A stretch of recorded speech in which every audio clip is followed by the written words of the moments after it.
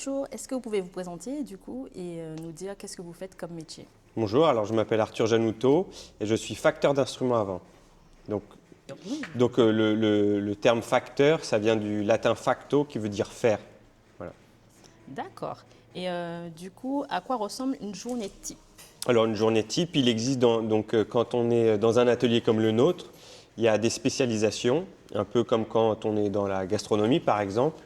Et donc une journée type, ça va être pour mes compagnons et moi-même à l'atelier, ça va être soit pour ceux qui sont à la fabrication de continuer les instruments qu'ils ont en fabrication, et mes collègues qui sont eux à la réparation, à la restauration des instruments de musique vont s'atteler à la réparation des instruments qui appartiennent aux musiciens. Parce qu'un instrument, ça doit s'entretenir et à partir d'un certain temps, un peu comme une voiture, il faut qu'on puisse faire tous les réglages nécessaires pour que tous les artistes qui viennent ici puissent avoir l'instrument bien réglé lorsqu'ils seront au concert. D'accord. Et depuis combien de temps vous faites cela? Alors moi maintenant, avec mon apprentissage compris, ça doit faire une quinzaine d'années que je fais ça. Voilà. D'accord. Et du coup, pourquoi avez-vous choisi ce métier? J'ai choisi ce métier parce que c'est un héritage que j'ai de ma famille. C'est une éducation que j'ai reçue qui mêle la musique, donc l'art et puis l'artisanat. Nous, on est une famille qui remonte au tout début d'horloger, donc vraiment des artisans dans la précision et qui étaient passionnés de musique. Et de fil en aiguille, il y a une partie de la famille qui s'est dirigée vers la musique et une partie vers l'artisanat. Et on va dire que maintenant, on scinde les deux, musique et artisanat, voilà, comme but. Donc c'était vraiment idéal et puis c'est passionnant comme voie. Donc je m'y suis engouffré avec les défis qui lui incombent. Voilà. D'accord. Et est-ce qu'il faut un diplôme en particulier pour faire cela? Alors je pense que comme tous les métiers artisanaux qui existent, il y a un diplôme qui est affilié au métier qu'on fait. Donc, comme je vous disais, soit donc il y a le diplôme en France, donc c'est à l'ITEM. Vous pouvez faire commencer par un CAP et puis terminer par un brevet des métiers d'art. Et donc là, on va plutôt s'orienter vers la réparation. Et même s'ils ont une section fabrication. Et après, on peut aussi, comme ce que j'ai fait, et moi j'ai fait un tour en Europe, donc je suis compagnon. Et, et là, ça dure 5 ans. C'est un tour, pour moi en tout cas, ça a duré 5 ans. Et où on va apprendre et avoir son diplôme de compagnon. Voilà, D'accord. Donc en gros, ça prend environ 6 ans à 5 ans pour voilà, faire oui, oui. au moins D'études. d'études. Voilà. Ouais. Et après, il y a la pratique. Et après, il y a la pratique. Et qu'est-ce que les gens idéalisent à tort dans ce métier, ou même vous, qu'est-ce que vous avez idéalisé quand vous avez commencé? Bah, comme je vous disais, moi j'ai eu la chance d'avoir cette éducation, donc j'ai jamais trop idéalisé, puisqu'on me l'a appris très rapidement. Par contre, effectivement, mais que ce soit comme dans tous les métiers artisanaux, souvent on idéalise le produit fini et on ne voit pas le chemin pour y arriver.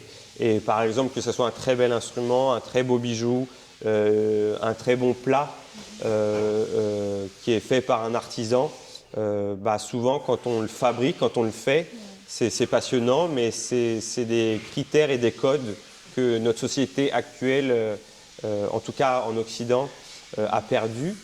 Pour ceux qui, par exemple, vont nous regarder depuis la fenêtre ici, bah, l'atelier c'est magnifique, les objets sont très beaux, mais pour faire tout cela, bah, il ne faut pas avoir peur de se brûler, d'être tout plein de poussière, d'être dans un environnement parfois avec du bruit, d'être concentré et on va dire un peu seul avec sa tâche.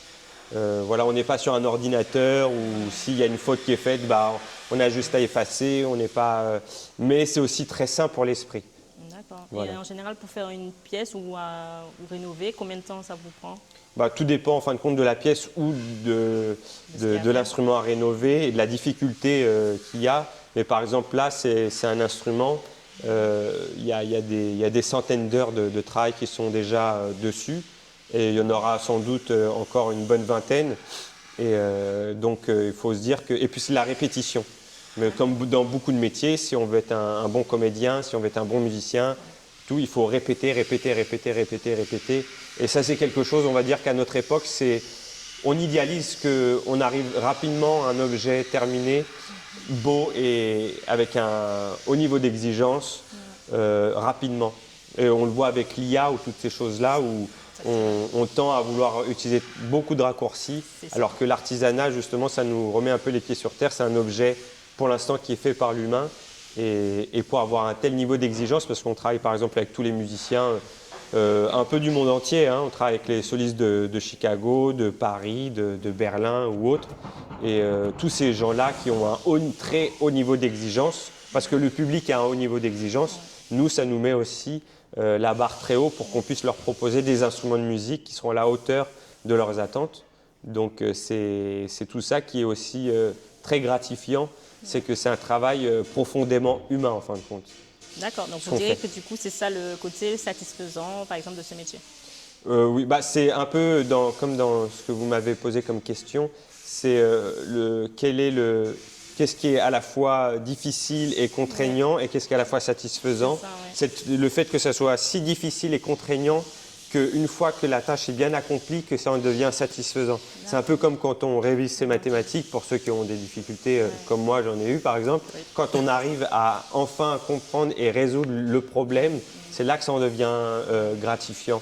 Et en fin de compte, lorsqu'on fabrique un instrument de musique de A à Z comme nous on le fait, toutes les heures de préparation, les années d'entraînement et tout ça qui se met de bout en bout, une fois qu'on arrive à faire la pièce, et on s'en rend presque pas compte parce que c'est lissé, l'effort est lissé petit à petit, mais on gravit les échelons comme ça. Et bien là, au bout d'un moment, quand, par exemple, moi, la première fois, c'était durant le Covid que les musiciens de l'Orchestre de Paris ont joué l'instrument. Et donc, j'ai vu mes instruments jouer au sein de l'orchestre. Et ben là, c'est vraiment le Graal de celui qui fabrique un produit, c'est de voir ce produit utilisé et d'en profiter, en fait. Voilà. Ouais. Et du coup, qu'est-ce que vous direz est-ce qu'entreprendre en France, c'est difficile ou est-ce que c'est une idée reçue au niveau administratif et fiscal est-ce que plutôt compliqué? Alors, je pense que en France, il y a enfin, oui, c'est compliqué en soi. Après, c'est sûr que chaque société est soumise à beaucoup de tensions parce qu'on est dans un pays qui permet aussi d'offrir à ceux qui en ont besoin. Bon, parfois, ce n'est pas ceux qui en ont besoin qui en profitent le plus, mais à ceux qui en ont besoin des aides. Donc, je pense que notre société, pour pouvoir aider tout le monde, il faut que tout le monde aussi participe à cette à donner en fin de compte pour le partage, que ce soit si on est malade, si on perd son emploi, tout ça. Après, il faut que les gens qui en profitent, ce soit vraiment ceux qui en ont vraiment le besoin. Ça, c'est quelque chose où... Mais même si je divague dans la question, c'est que je pense qu'il y a c'est assez lourd pour les entreprises, parfois un peu trop. Mais si on se dit qu'on participe à un système qui est sain et qui redistribue les richesses équitablement, c'est dans le meilleur des mondes, ce serait parfait. Et parfois, c'est vrai que de se dire que bon voilà, qu'on travaille beaucoup certains pour pouvoir subvenir aux besoins de certains qui travaillent moins, c'est un peu gênant. Mais moi, ça ne me dérange pas de participer et d'être entrepreneur dans un pays comme le nôtre avec tout ce qu'il a de bon à offrir. C'est quand même une chance. Parce que par exemple, moi qui ai fait mes études à l'étranger, même si ça reste en Europe, on est quand même très bien lotis. Donc si mon entreprise peut participer à faire le bien grâce à beaucoup d'entrepreneurs. Par contre, c'est vrai qu'on devrait faire parfois attention aux TPE, par exemple, comme nous, qui sommes soumis à des exigences administratives et financières que parfois des gros groupes qui arrivent à... Parce que nous, par exemple, une entreprise comme nous, on fait travailler 10 personnes, on essaye de donner à sa juste valeur, mais avec ce qu'on peut aussi nous donner un bon salaire, des bonnes conditions de travail, de la sécurité au travail. Tout ça, ça coûte beaucoup d'argent. Parce que par exemple, en France, il faudra revoir les chiffres que je donne, mais je crois qu'il y a un pourcentage très élevé. Par exemple, c'est un exemple, mais je crois qu'on gagne une certaine somme et sur cette somme-là, il y a presque plus que la moitié que l'entreprise paye pour l'État et parfois, ça pourrait être aussi pour les salariés, ça pourrait être aussi pour la qualité de vie de chacun. Donc c'est vrai que Donc ça fait quand même pas mal, un grand coup que vous avez quand même. Oui, oui. Une Ah, grande charge. nous, notre plus gros défi, par exemple, tous les mois, et parce qu'on est une TPE, on n'a pas une vision, on va dire, au niveau de la rentabilité qui est sur une année. On marche chaque mois avec les responsables, on regarde le chiffre et on sait qu'on a un palier qui est très élevé à cause des charges salariales. Mais comme on a un métier et des métiers humains, justement, On est obligé et même dans mon but, moi, si un jour je pouvais tout remplacer par l'IA, je le ferais jamais. Parce que, enfin, c'est ça aussi d'être artisan, c'est de faire un métier, voilà, comme je disais tout à l'heure, profondément humain. Et on travaille avec des humains, on est tous une équipe. Il y a un partage aussi. Il y a un partage, exactement. Par exemple, chez nous, bon, c'est vrai que parfois, de faire du télétravail, ça doit être sympa. Mais de voir, par exemple, toute notre société qui se rue vers du télétravail, mais au final, il n'y a plus de cohésion, les gens ne communiquent plus trop entre eux, on n'est plus très résilient à pouvoir aussi résoudre un problème entre deux personnes parce qu'on ne fait plus face à tout ça. Donc c'est là où aussi moi je tire une grande satisfaction dans le métier qu'on fait, c'est que on partage, par exemple, il y a les musiciens qui viennent, ils nous parlent de leurs problèmes, nous on essaye de les résoudre, on écoute ce qu'ils font, enfin. Après, c'est un peu idyllique, hein, ce que je dis, parce qu'on est dans un milieu particulièrement intéressant. Mais voilà, oui, c'est quelque chose où parfois le plaisir du métier qu'on fait, en tout cas, peut pallier certaines frustrations, que ce soit administratives, comme vous dites, ou autres, qui font que on est toujours là. Parce que sinon, je pense qu'il y a beaucoup d'artisans aussi, bon, parfois qui sont tout simplement obligés. Je pense qu'il y a des métiers qui sont bien plus difficiles que nous, dans d'autres conditions, dans le BTP ou autre, où ils doivent payer beaucoup. Par exemple, pour le stationnement, il n'y a rien qui est fait pour eux, qu'on appelle tout le temps quand on a un problème à la maison, tout ça. Tout ça, c'est des artisans. Mais par contre, ils vont se prendre à l'année 3 000 € d'amende parce qu'il n'y a aucun dispositif qui est fait pour ces gens-là. Donc voilà, l'artisanat, c'est très large. Les métiers de manuel sont très larges, mais c'est des très beaux métiers. Je peux que conseiller des jeunes qui sont à la recherche d'une voie à foncer là-dedans. Par contre, il faut se dire, il faut de l'abnégation, il faut de la volonté, savoir où on met les pieds et essayer de sortir des codes. Certes, c'est moins confortable que le cursus. Quand on cherche sur Internet, on va nous proposer, tu veux être commercial, tu veux faire un BTS, machin. Mais ça, la majorité, moi, de tous mes amis que je connais, ils se sont tous remis sur un métier manuel. Il y en a qui ont fait des hautes études, qui sont allés dans des écoles de commerce ultra cotées, ils ont payé très cher, ils ont maintenant un prêt à rembourser. Et par contre, le métier qu'ils faisaient, c'était un peu vide de sens pour eux. Et parce qu'on nous oriente malheureusement, inconsciemment, vers ce type de métier et on ne connaît pas. C'est ça. Les métiers comme l'artisanat, par exemple. Exact. Donc moi, je peux que conseiller des gens qui veulent faire de l'artisanat, quel qu'il soit, de y aller. Par contre, il faut viser l'excellence. Et parce que c'est pour nous, Européens, c'est là où on se démarque. Et aussi comme ça qu'ils pourront gagner leur vie correctement. Et par contre, je pense que quand on est un bon artisan, féminin ou masculin, c'est gratifiant, on peut gagner suffisamment sa vie pour vivre correctement. Mais par contre, il ne faut pas se poser de questions. C'est un métier qui est, comme vous êtes présent, vous devez faire un produit. Si vous ne travaillez pas, le produit ne se fait pas, vous ne vendez pas. Donc, vous ne pouvez pas trop vous reposer en fait. Donc, mais c'est là où on va aussi à l'encontre un peu des codes actuels. C'est que les gens veulent de moins en moins faire, mais gagnent de plus en plus. C'est ça. Il y a une amplitude horaire quand même qu'on doit prendre en compte en étant une amplitude de travail horaire. Par exemple, nous, on commence à... C'est pas non plus on n'est pas dans une tranchée. Hein. Je veux dire, on commence à 9h, on finit à 18h, on ne fait jamais d'heures supplémentaires quasiment.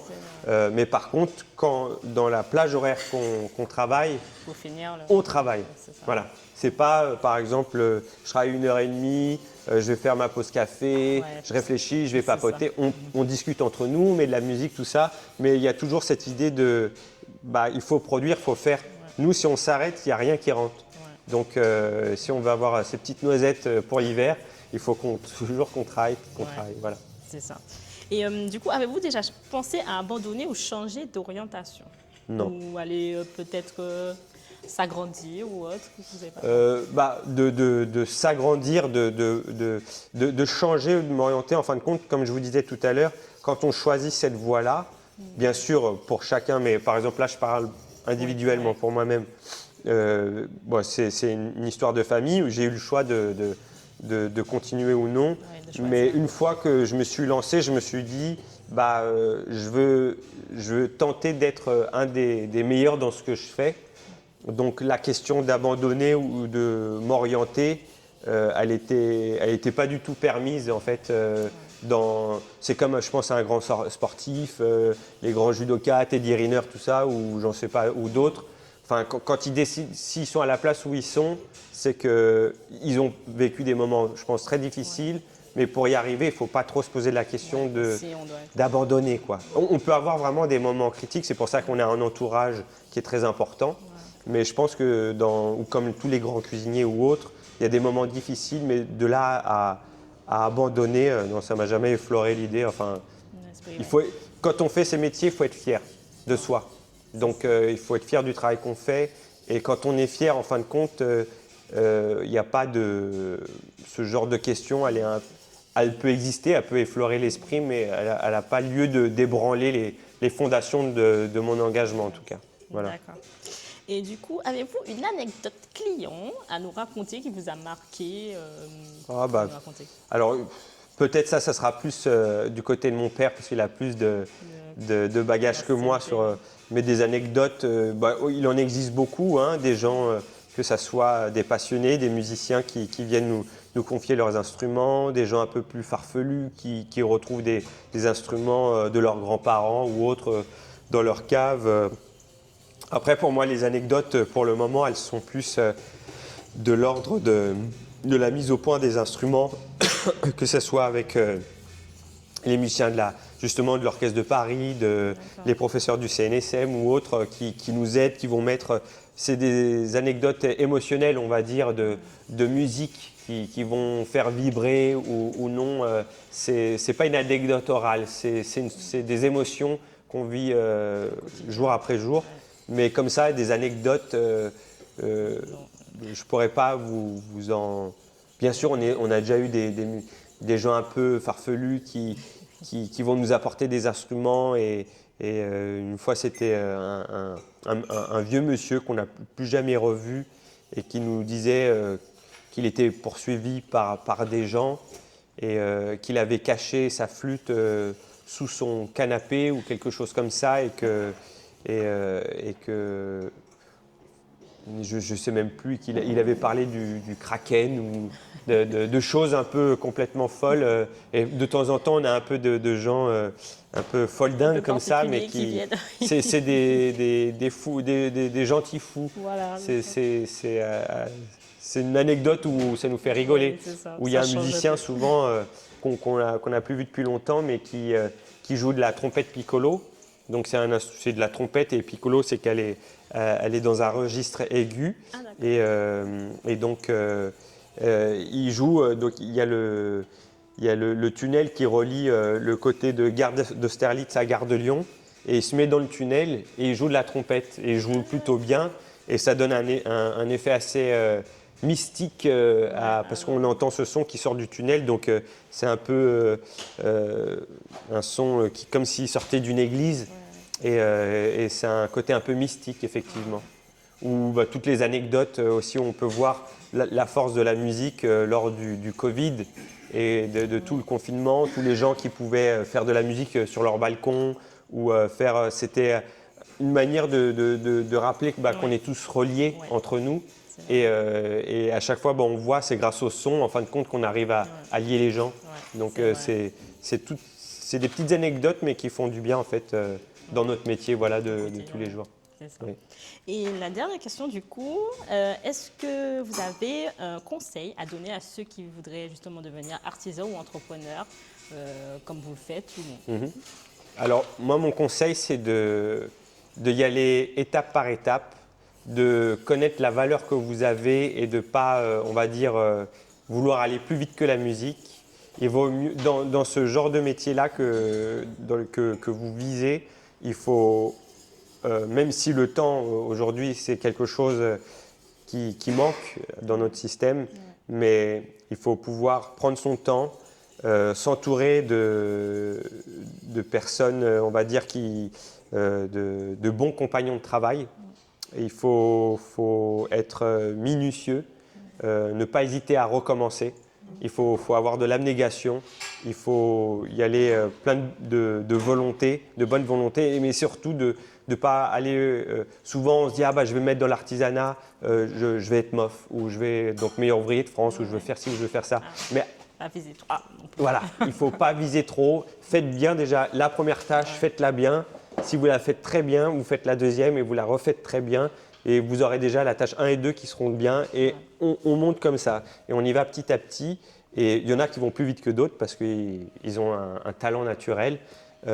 Donc, viser quelque chose dans l'artisanat, il faut que ça vous plaise. Si vous aimez les vêtements, vous voulez être couturier, couturière, dans la haute couture ou autre, et bah, déjà, c'est un bon point. Voilà. On ne commence pas à être artisan, je ne sais pas, boulanger, alors qu'on n'aime pas le pain. Voilà, voilà. C'est des choses, il faut aimer ce qu'on fait, il faut persévérer vraiment beaucoup, il faut s'entraîner, il ne faut pas compter ses heures. Je veux dire, si, au début, en tout cas, moi, par exemple, quand j'étais apprenti, je faisais toutes les heures possibles et imaginables pour un jour me dire bah, je serai bon, quoi. Mais si on s'arrête pile comme il faut et avoir un bon maître d'apprentissage, s'il en faut un, c'est important parce que c'est lui qui va vous transmettre sa passion, sa vision, son exigence, parce que l'exigence, ça s'acquiert aussi en pratiquant et elle monte en pression. Il faut savoir en fin de compte l'adapter à la tâche qu'on fait, mais voilà. Donc c'est les conseils que je peux donner. Allez dans la bonne direction, enfin dans un milieu qui vous plaît, si vous aimez la mécanique, si vous aimez la musique, si vous aimez…